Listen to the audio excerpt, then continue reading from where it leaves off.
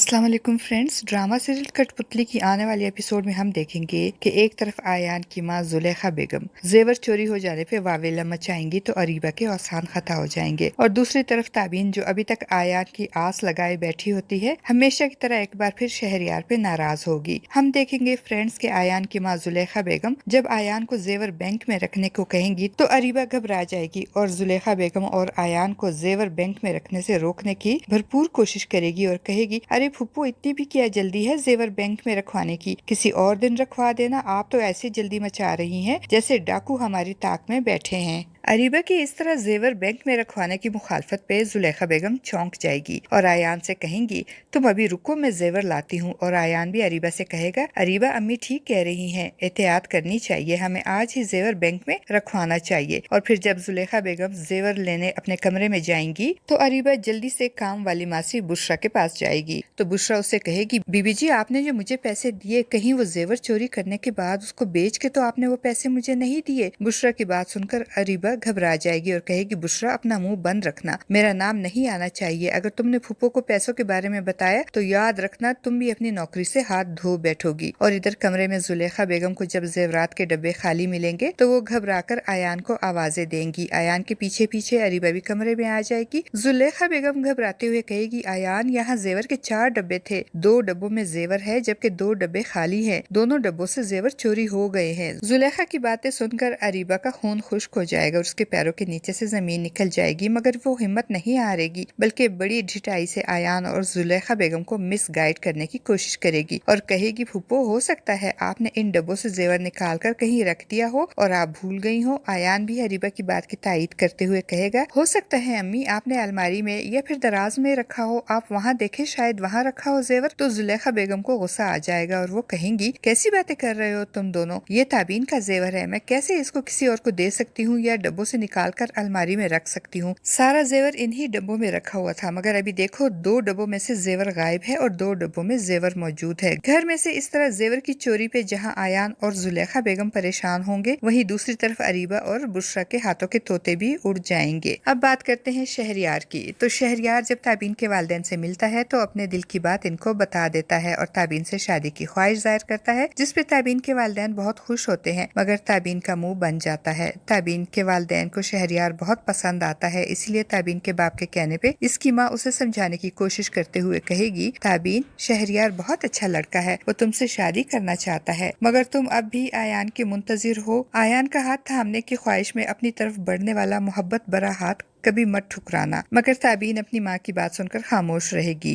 और शादी के लिए रजामंद नहीं होगी। और अगले दिन ऑफिस में शहरयार, जो ताबीन का रिश्ता मांगने के बाद बहुत खुश होगा, जबकि ताबीन बहुत गुस्से में होगी और शहरयार से कहेगी, आप वहाँ सिर्फ मेरी वजह से आए थे ताकि आप बहाने से मेरे अम्मी अबू से मुलाकात कर सकें और इनसे वो सब कुछ कहें जो मैं सुनना ही नहीं चाहती। आप क्यों अपना वक्त जाया कर रहे हैं शहरयार? क्योंकि जो आप चाहते हैं इस बारे में बात करना तो दूर, मैं तो सोचना भी नहीं चाहती। मगर शहरयार ताबीन की किसी बात का बुरा नहीं मानेगा, बल्कि अपने मिशन पे डटा रहेगा। और होप सो फ्रेंड्स के अब ताबीन के वालिदैन भी ताबीन को शहरयार से शादी करने पे मना ही लेंगे। और इस तरह एक तरफ ताबीन शहरयार से शादी के लिए हाँ कर देगी और दूसरी तरफ अरीबा के सारे काले कारनामे आयान के सामने खुलकर आ जाएंगे। फ्रेंड्स, आपको क्या लगता है, अरीबा के करतूत जानने के बाद आयान का रिएक्शन क्या होगा? अपनी कीमती राय का इजहार कमेंट बॉक्स में जरूर कीजिएगा। वीडियो अच्छी लगे तो वीडियो को लाइक और चैनल को सब्सक्राइब करना ना भूलिएगा। शुक्रिया।